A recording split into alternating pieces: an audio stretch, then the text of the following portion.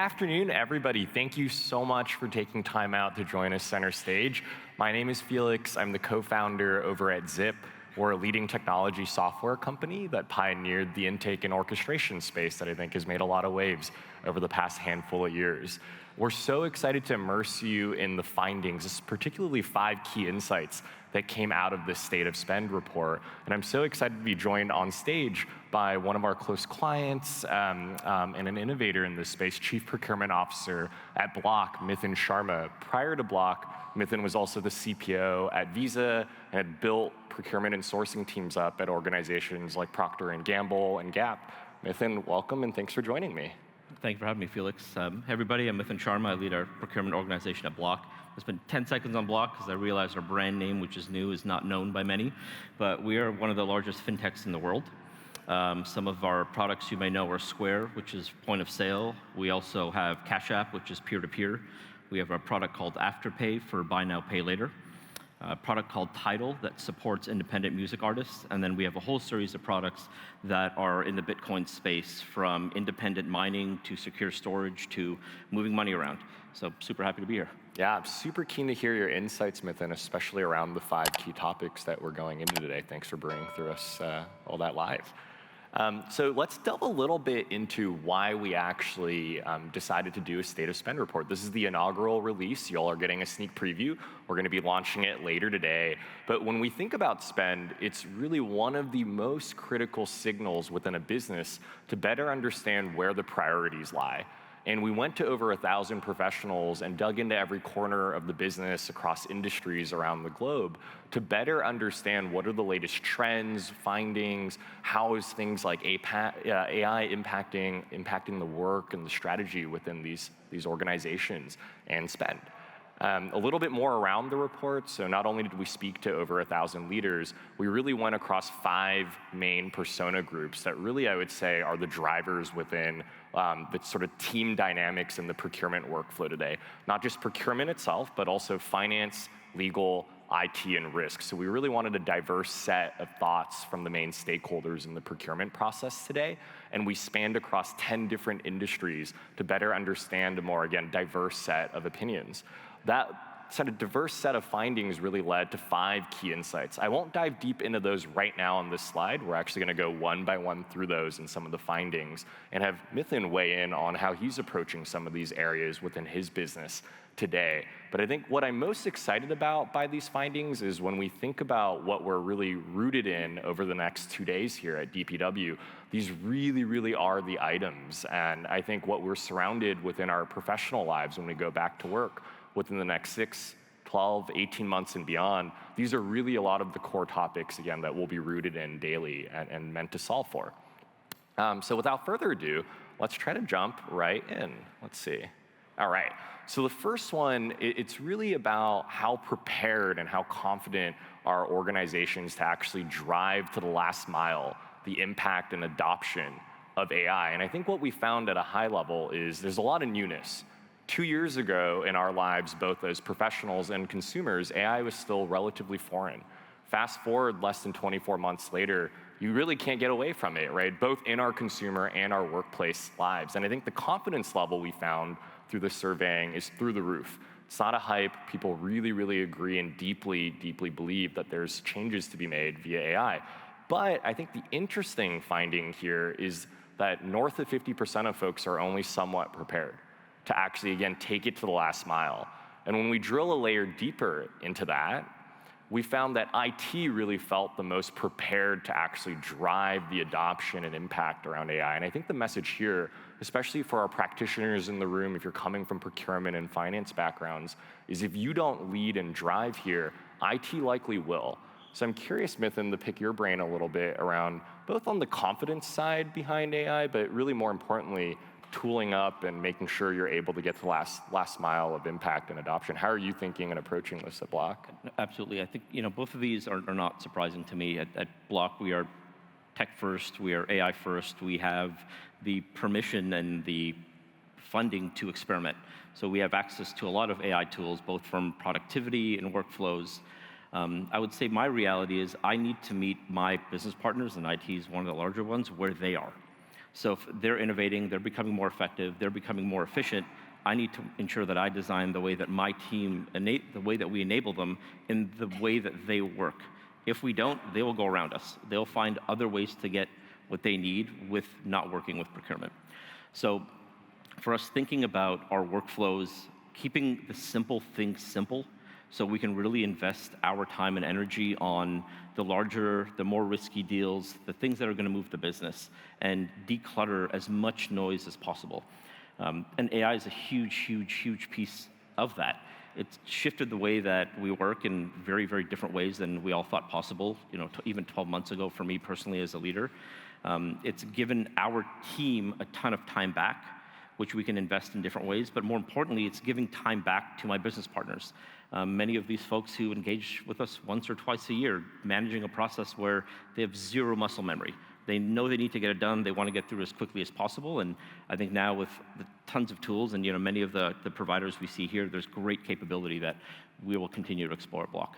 Yeah, I know when we first met, your all's IT, your product team, they're extremely forward-leaning, and we met the head of AI at Block, and there were just all these use cases they were investigating enterprise-wide. I'm kind of curious, maybe before we move on to the next section, what are maybe like a couple of the areas that you're seeing within your workflow today where AI has the greatest amount of impact? And if you can even get into specific use cases you guys are exploring on the agentic side, I think that might be really helpful for the audience. Yeah, I've invested a lot of time looking into the workflows and what I would say are more of the back-end processes, so payables, ops, supplier onboarding. These are areas where we're typically comparing documents versus one another. We're looking manually for errors. It's work that needs to be done. It takes a lot of time. If it's done right, nobody notices. If it's done wrong, someone complains. And these are all areas that I want to shift the team away from and automate as much as possible so they can spend more time with our suppliers, they can spend more time with their business partners. So looking at just AP reconciliation, invoice matching, three-way matching, like those are the tangible areas where putting agents to work and just layers of technology in a very different way has a huge impact to how I look at my team and resource my team. Yeah, for sure. I mean, I've personally been quite excited by the amount of work that our teams are taking on together right now on that topic. And I will say, even later, one of the other findings we go into is really around the skill sets and the change in skill sets around our staffing within organizations. And you can see very clearly AI skill sets and fluency starts moving its way up in priorities. So we'll get into that in a bit, but I think that's an interesting one. Let's maybe go on to the second topic and around the staffing side with that. So when we think about how AI is actually impacting both hiring decisions as well as sort of the skill sets that are becoming more and more critical within our workforce, this is an area we delved pretty deep in the survey. And what we found, this is probably the most profound takeaway, I thought. Right, I mentioned a moment ago, 24 months back, right, this topic was still very nascent. It was very foreign to us. 24 months later, again, we're so steeped in AI every day. Already 18% of executive leadership is mandating that before you explore hiring another role, you have to be able to figure out and go deep into, can AI actually do that job? And taking a step back, it's a little north of 75% of situations where AI is heavily taken into consideration for any staffing decisions. I think that 18% is going to continue creeping up more and more and more as we go back to work and think about that next 6, 12, 18 months and beyond.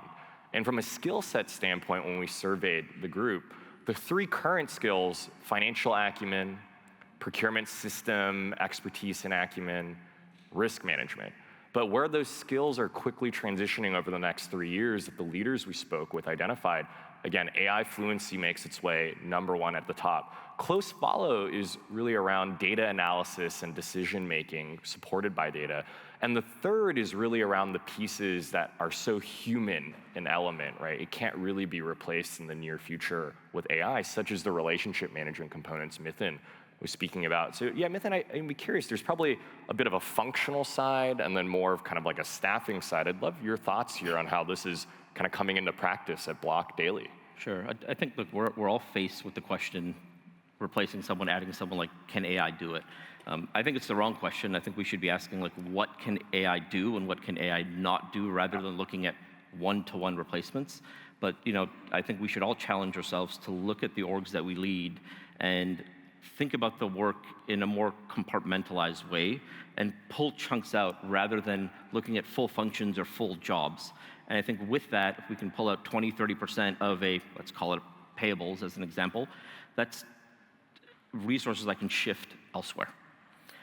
As I think about the skill sets needed, maybe I'll share a funny story, but I had someone I'd worked with previously reached out for a job that I had posted on LinkedIn. And I wasn't sure if he was trying to sell me something he built or he wanted a job. So we got on the phone, and I'm like, I'm kind of confused here. Are you looking for a job? He's like, yes. But I'm like, you started by introducing an AI product that you built. And he's like, well, that's my skill set. He's like, that's what I'm going to bring to you and the team. He's like, I can build agents that are going to help you do X, Y, Z. And that's where he started. And I think that was great because that's going to be the type of skill set that we're going to continue to look for. Someone who starts with the fluency in tech and in data and has the soft skills which are needed in procurement to drive the business forward, but without the underlying just fluency in how AI can enable and support their jobs, the soft skills, I think, will slowly become less and less relevant. I don't think AI is ever going to replace those. I don't think AI is going to take that portion of our job away, but it should deeply assist how we support the business, the insights that we bring, how we approach them. Yeah, I think that fluency topic, I'm on a different side of the fence. I run all the go-to-market functions at my organization, and we've got a couple hundred folks in that group. And even within that group, yeah, we're approaching it, frankly, in a very, very identical POV around everything. And AI fluency is so critical now for what we do. And I think as folks think back and go back home and you think about your enablement strategies within your workforce, I think there's very easy low-hanging fruit in which you can proactively play a role as leaders to drive adoption and enablement around what AI toolings exist, how to have that acumen, because this is really the shift in the workforce, again, that's going to happen quite aggressively. I don't know if it's in the next 3 years. Frankly, it's probably a shorter window than that. I think one thing too is we talk a lot of the surveys around inward-facing things, but part of it's also around external, outward-facing things with suppliers. I think AI is really, really changing the supplier landscape pretty heavily. And when we dug deeper into here, we really asked the audience, where are the savings targets that you're trying to accomplish, and which categorically, where are you finding the most amount of fruit and success on driving savings? I think to no surprise, the human and service elements of the business has taken a really, really large hit from the AI side. And that's because you are expected to do more with less now. So there's a lot of ripe savings to be targeted here. And I think, as we dive a little bit deeper into that, what we're finding is, procurement teams, I think, are striving to have greater and greater influence of their spend, especially the spend that's very distributed and very departmental owned today, less centralized through procurement. And a lot of that type of spend is where you can actually find the most impact on savings. I'm curious, Mithun, where you're seeing, and just on both categories where you're driving the largest amount of savings, but how you're thinking about approaching having a greater influence sphere within Block to actually drive broader Absolutely. influence. I would agree with, I'd say, the first 1 and 3 on there. I think travel is just one of those areas, super discretional. It's the first place everybody wants to slash, right? But as I look at people-based savings, my expectation for my supplier partners that they're also using AI in the way that they operate and the way that they serve me as a client, and that they become more efficient. So we start to see, I'd say, more compression in those areas, maybe us as procurement leaders pushing more, so we can invest our dollars in net new tech, in new ways of doing things, in new ways of bringing automation into the company. So I completely agree with that. And as I think of, I'd say the second piece here, as a leader, I have to manage invoices. I have to do PRs. I have to do contracts. What I don't have to do and what I want to do is spend time with my business partners and spend time with my suppliers. But if I don't have the time for it, I can't influence the right way. So for me, AI is a tool to push my team and give them the time, the space to think and build relationships and understand their supply markets better than their business partners. And once we do that well, the seat at the table becomes equal. We become a part of a process that the business can't live without.